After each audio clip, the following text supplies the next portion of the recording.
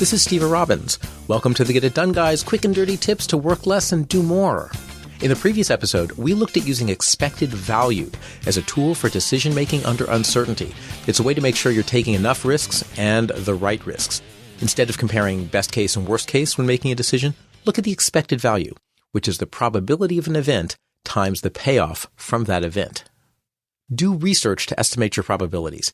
Calculating expected values requires estimating probabilities and figuring out what the payoff is of each possible outcome of the decision. Melvin saw what seemed to be an amazing deal, a 2-year-old Toyota Corolla for $5,000 on Craigslist, quote, priced to move by a desperate seller, unquote. He plans to buy it and sell it at a high price on a more leisurely time frame. The seller, however, wouldn't let him see the car or get a mechanic's report, and he must wire the payment directly to a bank account in Nigeria. Melvin figures there's a 5% chance that the ad is a fraud and worth $0, and a 95% chance that it's worth $125,000, which he believes is the resale value of a Toyota Corolla. Well, he calculated the expected value at 5% times 0 plus 95% times $125,000, or $118,750 minus the $5,000 purchase price, for a total expected value of $113,750. Who could pass up that expected value? Well, you and I should pass it up. Melvin should pass it up. Melvin's gut feel is wrong, both for the probabilities and the value of the car. Even with expected values, making better decisions does require some research. Estimate probabilities intelligently. To estimate probabilities, you can often find publicly available statistics. If you're estimating the chances that a new company will survive for 5 years, for example, you can use the statistic that roughly 55% of all businesses fail by year 5, which means there's only a 45% chance of 5-year survival. Or you can look for more specific data. If you're considering starting a real estate business, for example, the 5-year survival rates are higher at 58%. You could also spend time researching your geographic area to get statistics that are even more representative of the specific business that you're starting. For Craigslist, Googling fraud on Craigslist doesn't give specific statistics, but it does give 6 million hits. A quick trip to the Craigslist scams page shows that this ad fits several warning signs for a scam. Now, we won't reject it out of hand because, hey, maybe it really is an overlooked opportunity, but we will adjust our expected value percentages, and we'll say that there's a 97% chance of the car being a fraud and a 3% chance of it not. Estimate your values intelligently, too. Research can also help figure out the values of the different outcomes. If you're deciding whether or not to go to college, you can figure out a dollar value of a college education by Googling how higher education affects lifetime salary. Use those numbers to put a specific dollar value on the payoff of a college education. Melvin says that the non-fraud outcome of the Craigslist purchase is worth $125,000. However, a quick visit to the Kelley Blue Book website shows that a 2-year-old Corolla sells between $11,000 and $14,000, not $125,000. Plus, Kelley Blue Book gives 4 prices depending on the car's condition and the percentage of cars that they see in each condition. That's enough information to make each car condition a separate branch of the expected value calculation. Now, I'd use that information to calculate the expected value using the range of conditions and the statistics from the Blue Book site, but we're doing this in a podcast. So for the sake of simplicity right now, let's just assume the car is worth $12,000.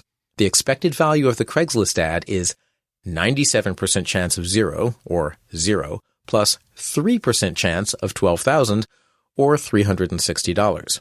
Now we subtract the $5,000 purchase price for a final expected value of negative $4,640. A little research showed that Melvin's $118,000 opportunity was really an expected loss of roughly $4,600. Melvin used his gut for both the values and the probabilities, and his gut was wrong. Now you and I, we do our research, however, and we realize this is not a positive expected value situation. Now remember to factor in upfront costs into the expected value. When you're calculating expected value, remember that you're not just looking at the final payoffs or losses, but also that the money you'll have to put in upfront.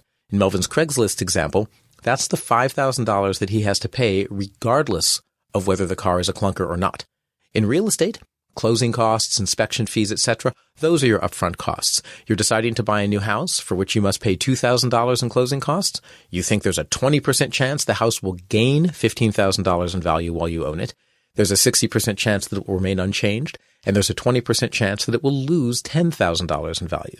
So the expected profit is 20% times 15,000 plus 60% times 0 plus 20% times negative 10,000. That's the $10,000 loss. So that's 3,000 plus 0 minus 2,000, which is $1,000. So at first glance, this looks like a positive expected value. But remember, no matter how it turns out, you always have to pay the $2,000 in closing costs. So you subtract $2,000 from the expected profit, bringing the expected profit to minus $1,000. So this is a negative expected value transaction. Use positive expected value consistently. Expected value decision-making is not a one-time thing. It's a way of life. Expected values are based on probability, so it only makes sense to use EV calculations, that's what we call them, positive EV, if you use them consistently enough for the odds to even out. Making just a single decision based on EV does not give you enough exposure to upside and downside outcomes for the odds to even out in your favor. Don't die. Limit your bets. In order for you to make enough positive expected values for the odds to work in your favor over time, you have to be able to stay in the game. And that means being conscious of how much you can afford to lose at any given time. Remember, Billy Murphy, who taught me this, started as a poker player. Poker players play lots of hands. Even if you always make only positive expected value bets, sometimes you will go through a dry spell where the odds just don't work in your favor. You need to have enough of a cushion to make it through those times. If you're down to your last $1,000, making a $1,000 bet, even with a positive expected value, might not be wise. If you win, you clean up big. But if you lose, you've lost all the resources you have available to make other bets in the future. There are no firm guidelines, really, as to how much of your remaining money to put into an uncertain decision, so you'll have to use your judgment as to how close to the edge you want to play. There are certainly stories of people betting every last penny and winning big. And losing big.